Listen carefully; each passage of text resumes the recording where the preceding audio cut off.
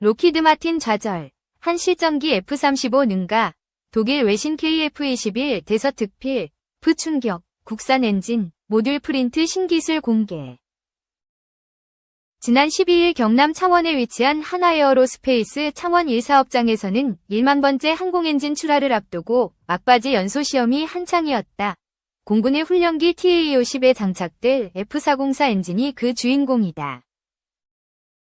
벽 두께만 2m의 방폭 방음 방진 설계가 적용된 시운전실에서는 공중에 매달린 F-404 엔진이 굉음을 내며 푸른 화염을 뿜어냈다. 이 엔진은 1초에 5.5리터 위 항공유를 소모한다. 한화에어로스페이스가 생산한 1만 번째 엔진 F-404 시운전. 시운전은 조립이나 정비를 마친 엔진이 출고 전 마지막으로 각종 기능을 점검하는 과정이다. 창원 1사업장의 엔진 시운전실은 최대 5만 파운드의 추력을 측정할 수 있는데 이는 한국 공군의 거의 모든 항공기 엔진을 시험 가능한 수준이다. 한화에어로스페이스는 엔진뿐 아니라 시운전실 설계도 수출하고 있다. 시운전을 통과한 F-404 엔진은 15일 출하식을 마친 뒤 무진동 차량을 통해 한국항공우주산업에 인도된다. 김경원 한화에어로스페이스 창원 1사업장장은 항공엔진의 고장은 돌이킬 수 없는 인명재산 피해와 직결되기 때문에 매번 엔진을 만들 때마다 책임감과 사명감을 가지고 꼼꼼하게 작업한다고 말했다. 실제로 항공엔진은 미국과 유럽 등 국제공인기관으로부터 200여 가지 항목의 인증을 거쳐 생산된다. 한화에어로스페이스는 1977년 삼성정밀공업으로 처음 설립됐다. 이후 2015년 한화가 삼성으로부터 방산화학 계열사 4곳을 인수하는 빅딜을 통해 소속을 바꿨다. 현재 회사명인 한화에어로스페이스는 2018년부터 사용해오고 있다. 한화에어로스페이스는 1979년 항공엔진 창정비 사업을 시작으로 1982년 국내 최초 제트엔진 생산, 1999년 함정용 엔진 생산, 2022년 한국형 전투기 KF-21 엔진 출하 등의 이정표를 세웠다. 그리고 최초 엔진 생산 45년 만인 올해 1만 번째 항공엔진을 출하했다.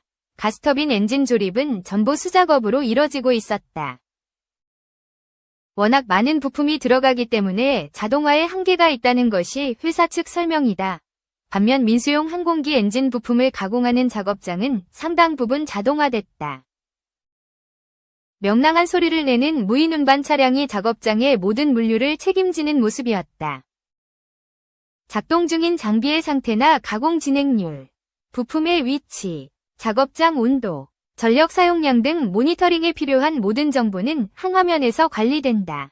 통계적 공정관리, SPC가 적용된 덕분이다. 또 부품 제조 과정에서 사용한 절삭유와 찌꺼기는 바닥 아래 컨베이어 벨트로 운반돼 작업장의 청결을 유지한다. 이러한 자동화에 힘입어 널찍한 작업장 관리를 약 50여 명의 직원이 너끈히 해내고 있었다. 조을래 한화에어로스페이스 엔진부품 사업부 파트장은 SPC 화면을 통해 실시간으로 품질을 관리한다며 세계적으로 가공 공장 중 이 정도로 자동화한 스마트 공장은 없을 거라고 자부한다고 밝혔다. 이승두 한화에어로스페이스 생산 담당은 민항기 엔진 부품은 메이저 제작사들과 주요 엔진 부품 공급 계약을 체결했다며 민항기를 타면 아마 저희 부품이 있을 것이라고 말했다. B2 전략 폭격기로 예멘 후티 지하 벙커 공습, 강력한 억제 메시지. 미군이 전략 자산인 B2 스피릿 스텔스 전략 폭격기, 이하 B2 폭격기까지 동원해 예멘의 친이란 반군 후티를 겨냥한 대대적 공습이 이란을 향한 강력한 경고 메시지라는 분석이 나온다. 미국 국방부는 16일 현지 시간 로이드 오스틴 국방장관 명의의 성명을 내고 미군이 예멘 내 후티 반군 통제 지역에 있는 지하 무기고 5곳을 정밀 타격했다고 밝혔다. 이번 공격은 복수의 B2 전략 폭격기가 사용된 점이 눈에 띈다. 이스라엘은 앞서 이달 초 이란의 공습을 받은 후 보복을 예고한 가운데 이번 공격을 통해 압도적 군사력을 과시함으로써 이란의 재보복을 억제하고 보복 악순환을 끊으려 한다는 관측이다. 오스틴 장관은 성명에서 나는 바이든 대통령의 지시에 따라 후티의 불안정한 행동을 지속하는 능력을 더욱 약화시키고 세계에서 가장 중요한 수로 중 하나에서 미군 병력과 인원을 지키기 위해 이 공격을 승인했다고 말했다. B2 폭격기는 미군의 대표적인 전략 자산이다. 최대 속도 마하 0.95, 무장 탑재량 18TU로 초강력 벙커버스터인 GBU-57을 탑재할 수 있는 유일한 전투기로 여겨진다. GBU-57은 땅 및 60m 시설까지 파괴할 수 있는 벙커버스터 항공 폭탄으로 이란이 지하 깊숙한 곳에 조성한 핵시설도 표적으로 삼을 위력을 가졌다고 평가받는다. 미군은 가자지구 전쟁 이후 홍해에서 후티의 도발 행위에 대응해왔지만 B2 폭격기를 동원한 전례는 보고된 바 없다고 이스라엘 일간 타임스 오브 이스라엘은 전했다. GBU-57을 투하할 수 있는 B2 폭격기를 이번 작전에 배치한 것은 이란을 겨냥한 의도가 깔렸다는 것이 전문가들의 해석이다. 미국 국방부는 이란을 직접 언급하지는 않았지만 이란이 들었을 때 위축될 수 있는 강경한 발언을 노골적으로 쏟아냈다. 오스틴 장관은 성명에서 얼마나 땅속 깊이 묻고 강화해 요새로 만들더라도 적들이 공격권에서 벗어나게 하려고 애를 쓰는 시설을 미국은 유일무이하게 공격할 수 있다는 시범을 보여준 것이라고 말했다. 그는 미국 공군의 B2 스피릿 장거리 스텔스 폭격기를 투입한 것은 그런 목표물을 겨냥해 필요할 때 언제 어디서든 조처를 할 수 있다는 미국의 글로벌 타격 역량을 입증한다고 강조했다. 미국 뉴욕타임스는 미국 공군이 B2 폭격기 19대를 보유하고 있으며 모두 미주리주에 있는 화이트먼 공군기지에 배치돼 있다가 다른 지역 훈련에 파견된다고 보도했다. 이에 이번에 예멘 타격에 투입된 폭격기는 미주리주에서 나라와 공중급유를 받고 돌아갔거나 표적이 훨씬 더 가까운 기지에서 이륙했을 것으로 예상된다. 미국은 이란의 공습에 맞설 이스라엘 방어체계 강화를 위해 사드를 배치하면서 미군 병력 100명 정도도 함께 파견했다. 이는 이란의 보복으로 미군 병력이 사상할 경우 언제든 미국이 분쟁에 직접 개입할 수 있다는 경고로 해석된다. 이런 상황에서 후티 반군에 대한 전략폭격기 공습은 이스라엘의 보복 단행 시 이란의 반격 수위가 임계점을 넘지 않도록 하기 위한 미국의 또 다른 억제책이라는 분석이다. NYT는 오스틴 장관이 이란을 언급하지는 않았다면서도 이란 깊은 곳에 묻혀있는 핵시설을 공격할 수 있는 유일한 항공기인 B2 폭격기를 후티에 사용한 것은 전면전으로 번질 위험이 있는 이스라엘과 이란의 긴장 상황 속에서 주목할 만하다고 평가했다.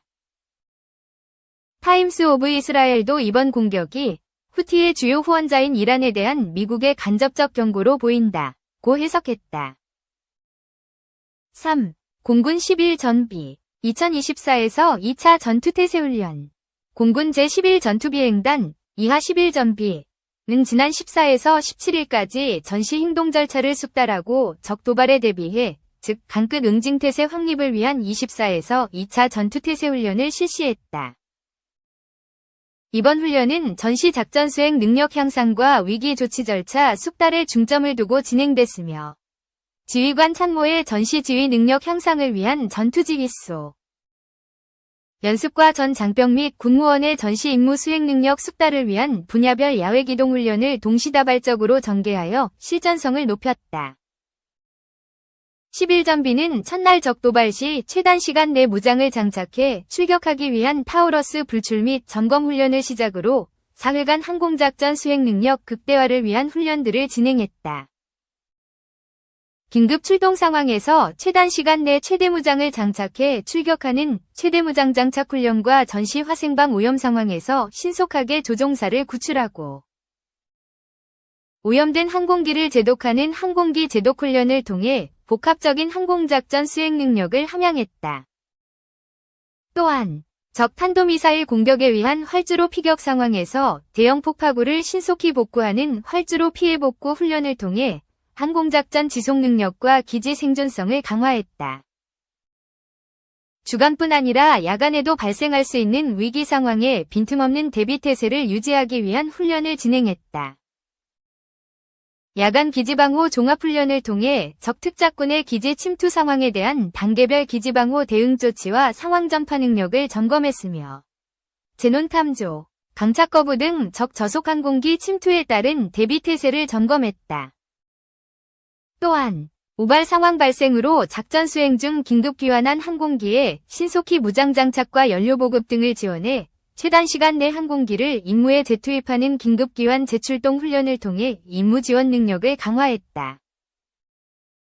이외에도 11전비는 재난 통제, 주요 장비 및 물자 분산 대피, 예비지휘소 운영 등 임무 능력 향상을 위한 훈련과 전쟁 공포감으로 인한 사기 저하, 피폭으로 인한 단전 및 단수, 환자 다수 발생 등 구체적인 상황을 가정한 훈련을 전개해 다양하고 실전적인 상황에서 장병들의 상황 대처 능력을 향상했다.